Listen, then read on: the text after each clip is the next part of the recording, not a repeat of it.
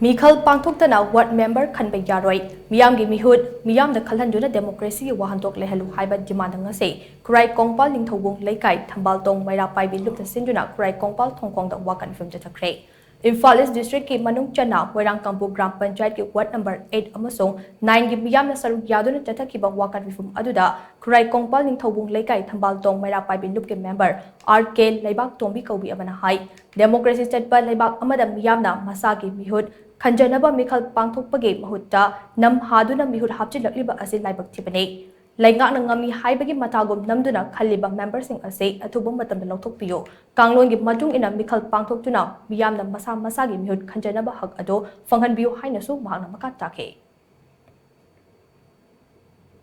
sarkana ngami haibagi matagum akhoigi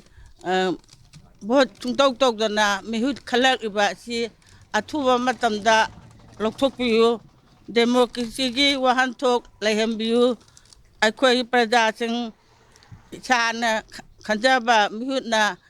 sagi lengak loi ohenjage haiba wafam si thamjari